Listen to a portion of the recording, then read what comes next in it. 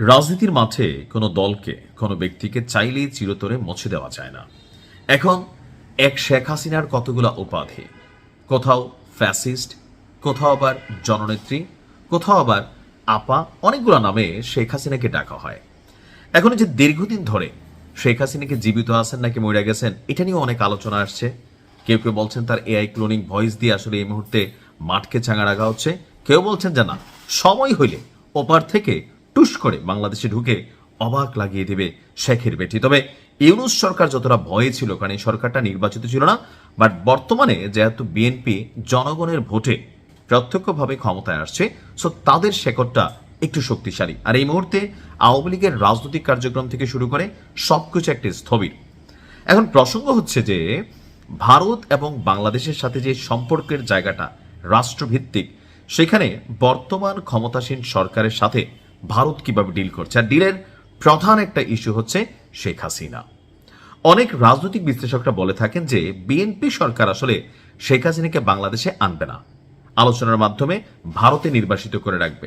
আবার কোনো কোনো বিশ্লেষক বলছেন না, খালেদা জিয়ার সাথে যে আচরণ শেখ হাসিনা করে দিয়েছেন, যে কোনো ইস্যুতে হোক, এটা বিএনপি বা জনাব তারেক রহমান তার মায়ের জায়গা থেকে বা বিএনপির নেতাকর্মীরা রাজনীতির জায়গা থেকে এইটার একটা রিয়াকশন তারা যেমনে হোক দিবে, একদিনের জন্য হলেও শেখ হাসিনাকে জেল খাটাবে। এখন জেল খাটানোর জন্য দরকার হচ্ছে ভারতের আসলে স্ট্র্যাটেজিক অথবা নতুন সরকারের সাথে তাদের সম্পর্কের ভিত্তিটা কোন দিকে যাবে, এটা নিয়ে একটু ধোঁয়াশা রয়েছে। তো এর মধ্যে শেখ হাসিনাকে বাংলাদেশে ফিরিয়ে আনতে ডক্টর ইউনূস সরকার সামান্যতম চেষ্টা করেন একটা চিঠি দেওয়া ছাড়া। ভারত সরকার বলছিল যে ইউনূস একটা চিঠি দিচ্ছে, কারণ ইউনূস ভুলেও তার শাসনামলে শেখ হাসিনাকে বাংলাদেশে আইনা নিজের গলায় কিন্তু কাটা পরাইতে চায় নাই বা শিকল পরাইতে চায় নাই। উদ্ভূত পরিস্থিতি যে কোনো কিছু হইলে ইউনূসের খবর ছিল বা যারা ছিল সরকারে তাদের অনেকে বিপদে পড়তে হইতো। তো এইটাকে লড়াই টড়াইটা একটা দেখাইটাকে আইওয়াশ করে যখন ছেড়ে দিল, এখন বিএনপি সরকার ক্ষমতা আসার পর শেখ হাসিনার প্রত্যর্পণ ইস্যু অর্থাৎ ভারত এবং বাংলাদেশের মধ্যে যে বন্দি বিনিময় চুক্তি আছে, সেই চুক্তির আওতায় শেখ হাসিনাকে ফিরিয়ে আনার জন্য ভারত সরকারের সাথে আপনার বর্তমান সরকার একটা কমিউনিকেশন চালিয়ে যাচ্ছে। তো এই কমিউনিকেশন ইস্যুতে হুট করে আলোচনায় আসছে যে তাহলে কি নরেন্দ্র মোদী সরকার বা ভারত সরকার শেখ হাসিনাকে ফেরত পাঠাবে? কেন হুট করে মার্কেটে আলোচনাটা? ভারত সরকার বলছে বাংলাদেশের পক্ষ থেকে পাঠানো যে প্রত্যর্পণ চুক্তিটি আছে বা অনুরোধটি আছে শেখ হাসিনাকে ফিরিয়ে দেওয়ার, তারা আনুষ্ঠানিকভাবে এটাকে পর্যালোচনা করছে। এর আগে ইউনূসের সময় ভারত সরকারের পক্ষ থেকে এরকম স্পষ্ট কোনো বক্তব্য ছিল না। এখন ভারতের পররাষ্ট্র মন্ত্রণালয় গত 17 এপ্রিল বিষয়টি নিশ্চিত করে জানিয়েছে এই অনুরোধটি এখন সক্রিয় পর্যালোচনার পর্যায়ে রয়েছে। অর্থাৎ এতদিন যাবৎ চিঠিটি পইরা থাকলেও এই চিঠিটি নিয়ে ভারত সরকার বর্তমানে আপনার সক্রিয় অবস্থানে আছে। কেননা বর্তমানে বাংলাদেশে যে সরকার আছে, সেই সরকারের সাথে সুসম্পর্ক রাখতে হলে এই সরকারের দৃষ্টিতে বিভিন্ন মামলার আসামি, অনেক ধরনের অ্যাক্টিভিটিজের আসামি হিসাবে যেহেতু শেখ হাসিনা চিহ্নিত আছেন, সো তাকে ফেরত এনে বাংলাদেশে শাস্তির ব্যবস্থা করা, এটা বিএনপির আসলে একটা ড্রিম, অথবা রাষ্ট্রীয় পর্যায় থেকে এটা বিএনপির রাষ্ট্রীয় দায়িত্বের আওতায় কিন্তু পড়ে গেছে। এখন এই জায়গা থেকে আপনার ভারতের এই পদক্ষেপটা আগের অবস্থানের কিছুটা পরিবর্তনের ইঙ্গিত দিছে। তবে প্রশ্ন হচ্ছে, এটা প্রতিশ্রুতি দেয় না যে আমরা শেখ হাসিনাকে ফিরাইয়াই দিব। তারা বলছেন এটি মূলত কূটনৈতিক এবং প্রক্রিয়াগত পর্যায়ের একটি উদ্যোগ।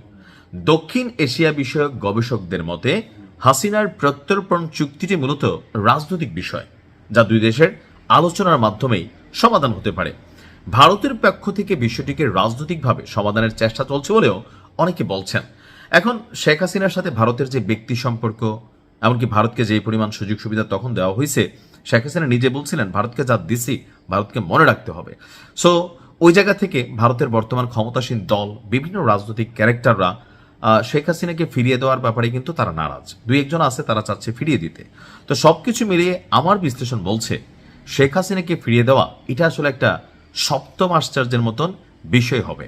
আবার এখানে দুইটা বিষয় আছে যে বিএনপি কোথাও না কোথাও তারা কি আসলে এই ধরনের একটা মানে সাহসী সিদ্ধান্ত নেওয়ার জন্য সর্বোচ্চ লেভেলে আলোচনা চালিয়ে যাবে বা চেষ্টা করবে।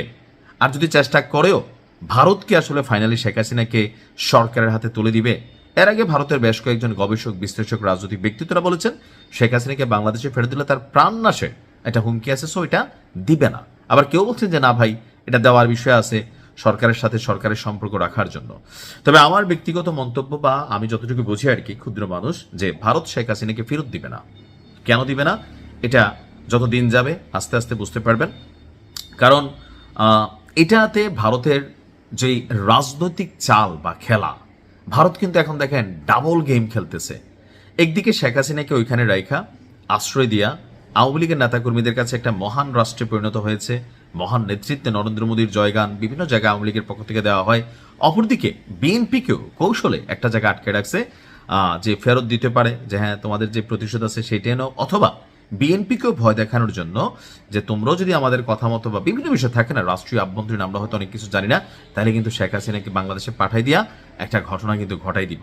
আসলে ভারত যে কি মাস্টার গেম খেলতেছে, আমার ধারণা আমাদের যারা রাজনৈতিক দলগুলো আছে তারা কিন্তু বুঝতেছে। আবার ধরেন এই যে শেখ হাসিনার অনুপস্থিতি বা তার কোনো ভিডিও বার্তা নেই, ওনার কোনো রকম ফুটেজ নাই, আমরা ভয়েস শুনছি, বিভিন্ন ইস্যুতে তিনি কথা বলেন, এগুলোর প্রচার প্রচারণা আইনিভাবে নিষিদ্ধ, তো তারপরেও সোশ্যাল মিডিয়াতে চলে আসছে। এখন শেখ হাসিনা কেন তার কর্মীদের সামনে কখনো কোনো ভিডিও কনফারেন্সে যাচ্ছেন না? সেখানেও কি ভারতের কোনো রাজনৈতিক চাপ আছে অথবা সরকারের চাপ আছে? আসলে সবকিছু মিলিয়ে একটা তালগোল পাকানো অবস্থা।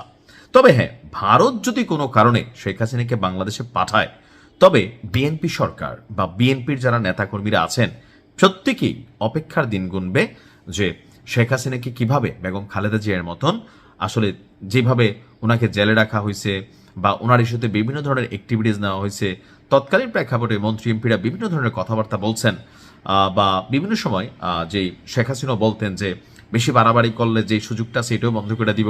তো এই বিষয়গুলা কোথাও না কোথাও ক্ষমতা পাওয়ার পর বিএনপির প্রত্যেকটা নেতাকর্মীর মনে মনে হয়তো একটা স্বপ্ন যে একদিনের জন্য হলেও শেখ হাসিনাকে বিএনপি সরকার বা বিএনপি জেল খাটাইতে পারে কিনা সামহাও। কারণ আওয়ামী লীগের রাজনৈতিক ইস্যুগুলোতে বিএনপির মনে মনে যে ক্ষোভটা আছে, এটা সুযোগ পাইলে অবশ্যই ভাই, এটা বাংলাদেশ আর আমরা মানুষ, আমারে কেউ ধরুন ক্ষতি করলে, আমার হাতে কখনো ক্ষমতা আসলে আমি যে উদার হইয়া মাফ কইরা দেবো, এটা আসলে বাংলাদেশের প্রেক্ষাপটে অসম্ভব একটা বিষয়। তো বিষয়টা নিয়ে আসলে আলোচনা করলে দীর্ঘতর আলোচনা করা যায়।